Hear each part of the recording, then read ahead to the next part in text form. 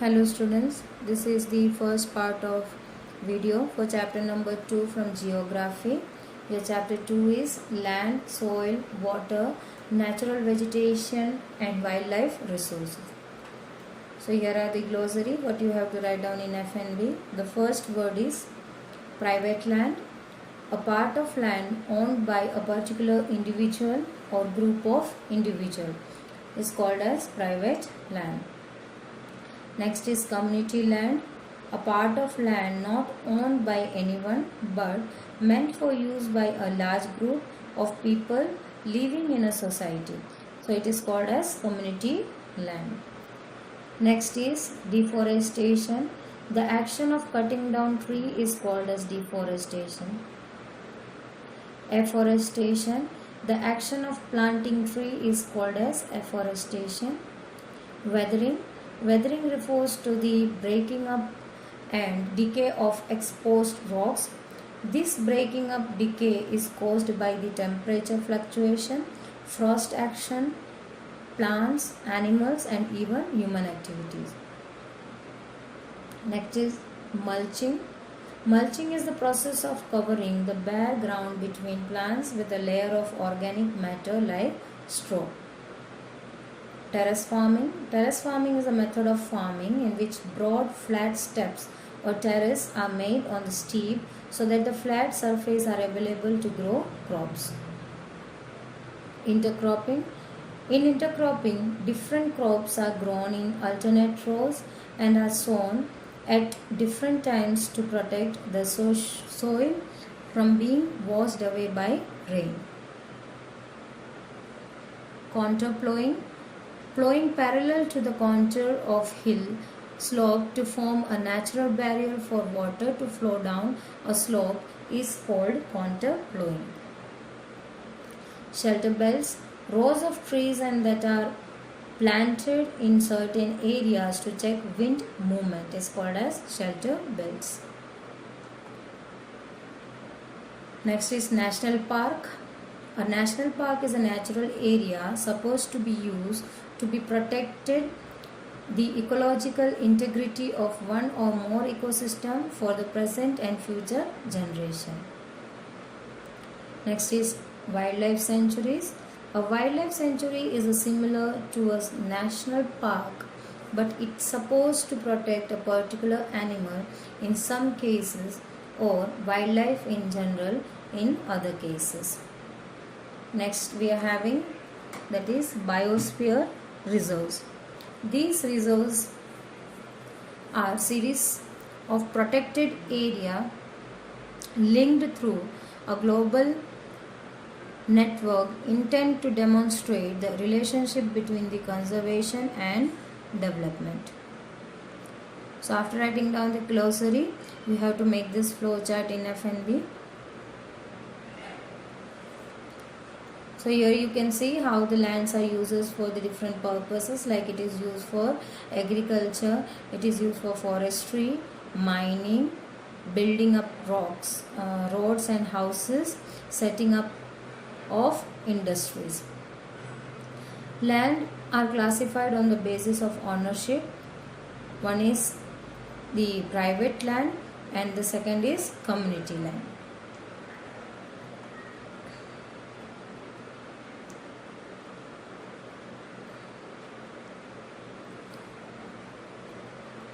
So next flow chart is that factors affecting the soil formation. You don't have to draw this, you just have to write down this over here on this area where the picture is given. So factors affecting the soil formations are, there are 5 factors that affects the soil formation. First one is parent rock, second climate, thirdly time, next is relief, and the fifth one is flora and fauna. So parent rock, it determines color and texture of soil. Climate, it influences rate of weathering. Time, it influences the thickness of soil. Relief, determines accumulation of soil. Flora and fauna, that affects the rate of humus formations. So there are 5 factors and what are the factors showing the different thing in the soil that we have already mentioned over here, their color, their textures, and how the weathering is affecting because of the climate, how much time it take over the accumulation of soil, and the humus found in the different part of the soil, because everywhere the soil is not same.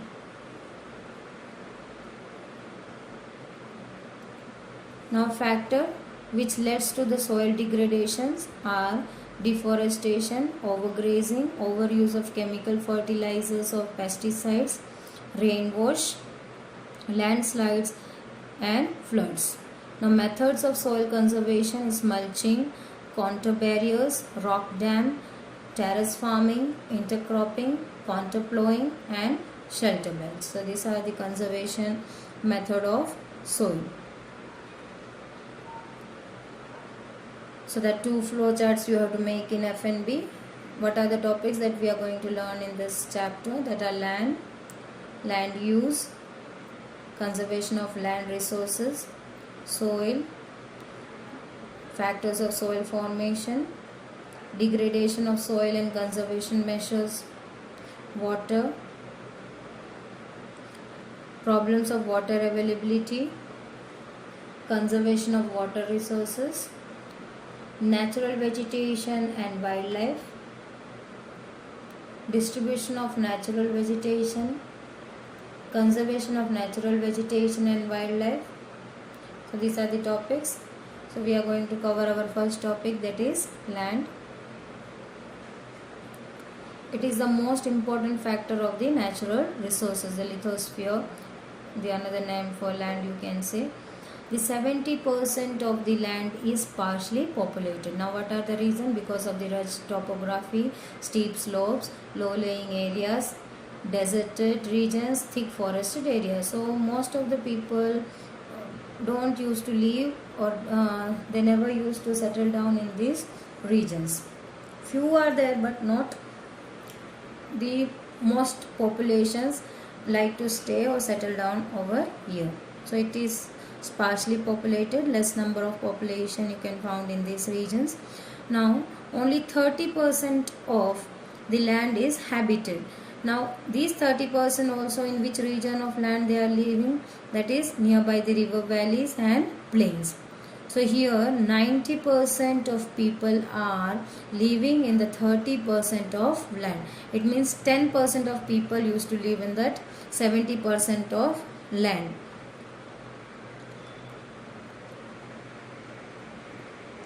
Plains and river valleys are suitable land for agriculture. So because of this they used to live in plains and river valley.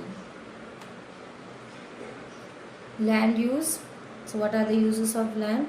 It is used for different purposes such as agriculture, forestry, mining, building houses, roads, and setting up of industries. It can be classified on the basis of the ownership also. So firstly private land, and the second one is community land. Now what do you mean by private land? Private land means it is owned by an individual. So it is used also by the individual person. Next is community land. It is owned by the community. Now for what? For the common uses like collections of water that they are giving to their domesticated animals, then fruits, nuts or medicinal herbs. So it is also called as the common property resources because it is commonly used by the community people.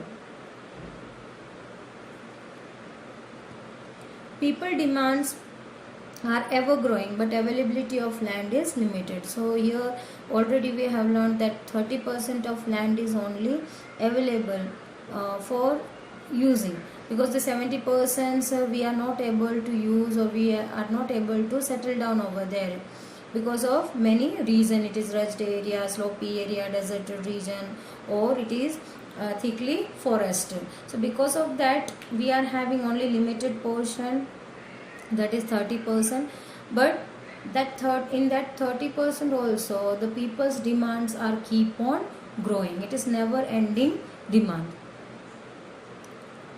Quality of quality also differ from place to place, as we learned that the land everywhere is not same.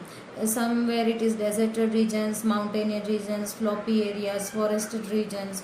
So there are many type of land available on the earth's surface. So we are not able to live in all that places, and quality of that land is also differing. Land was used by the people for the various purposes, which led to the land's degradation, landslide, soil erosion, desertification, which are the major threat to the environment. Now, why this happened? All these things because the expansion of agriculture and construction activity. Most of the land is generally used for the agriculture. So whatever the land, the 30% which they are having, if their demand is not fulfilled, or you can say their demand is already not fulfilled, so they are just clearing of the forest region for the agricultural purpose, and even for the settlement also they are clearing of the forest.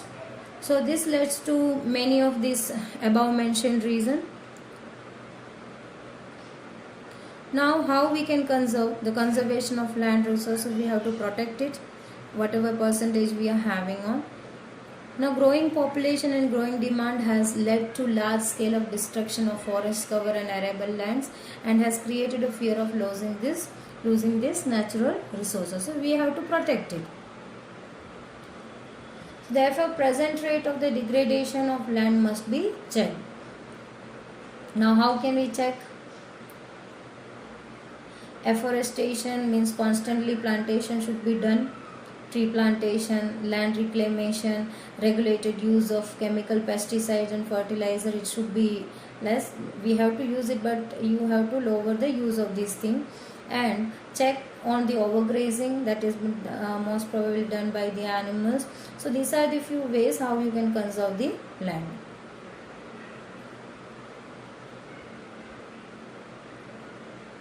Now, why is it necessary to conserve land resource? Here one reason I have mentioned already, and it is available in your textbook also. Landslide, it is mentioned. Now, what is landslide? It is the mass movement of rock, debris or earth down the slope. So all the materials from the hilly regions or mountainous regions is come down to the bottom area of hill.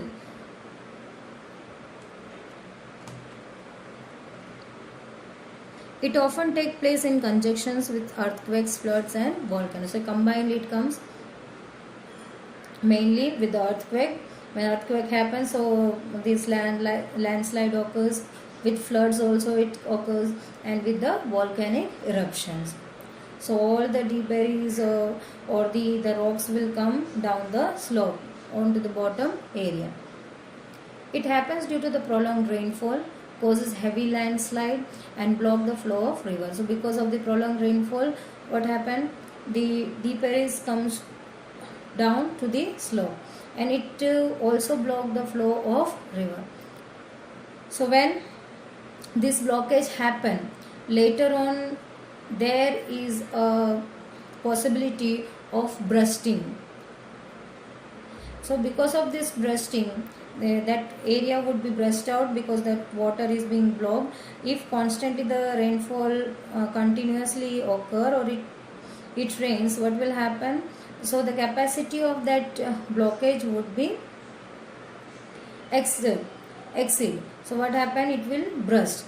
Now if that region is bursting, the area, the water what have been covered, and the debris, all the rock, minerals and the stones, the mud, everything will come down to the downstream of the slope. And most probably in nearby the hilly regions or mountainous region, there are number of settlement locating below the area. So it will bring a huge damage for the people who are settled down below the mountainous regions or the hilly regions. So landslides are major in hilly regions, spreads natural disasters. This is natural disasters as rainfall. We never know when it comes and how much it will rain. So that often strikes life and property. As I said, the number of people who are settled down on the bottom of the hilly regions, so they have to face a huge damage in property also, and even in life also. Example, incident of Uttarakhand. One already it is given in your textbook. Please go through that. This is the incident of the Uttarakhand. Already it is very famous incident, and a huge damage occurred during that time because of the constant rainfall.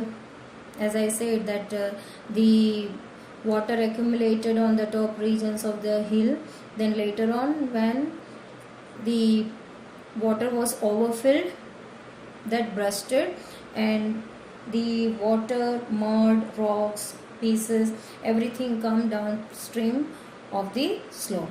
So that brought a huge damage for the people also, and for the property also.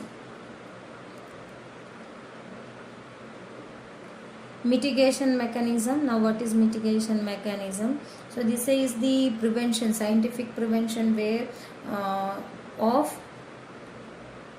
landslide.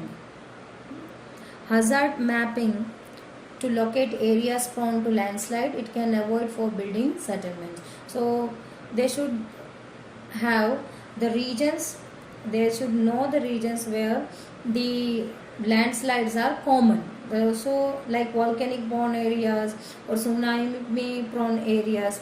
So they should also know which are the regions which are landslide prone areas. So on that region they will not allow the people to settle down.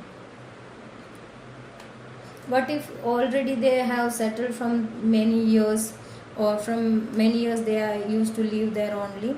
So construction of retention wall to stop land from slipping. Like nearby the hilly regions, they could construct the fence, one kind of fence. It is retention wall, it commonly known as. For understanding, I am just using this word as fence. So they can build a large and tall walls. They could stop the land from slipping towards the region where the people are settled or living. Increase in vegetation cover to arrest the landslide. So most probably hilly regions and slopy regions, if they cover that surrounding, or they adjust with planting number of trees, so it could also just hold the soil in that its particular places. And already you know that roots of trees also stop soil erosions and even the landslides also. So more vegetation cover would help out to stop in landslide or decrease in landslides. The surface drainage control works to control the movement of the landslide along with the rain, water and spring flows. So again to construct the drainage system in the slopy region, where if the constant rain falls, then the drainage could be constructed over that area. So the flow of water could directly come from the drainage system down to the slope. So it is the easy way, and even the water could not be accumulated in one particular places, or it could not block the flow of the river also. So drainage would help out in better way. So these are the few steps, scientific steps which are being used by the number of scientists or the landslide prone areas to protect from the landslide, the region, to protect the region from the landslide. Next topic we will cover in the next video. Till then, stay tuned. Thank you.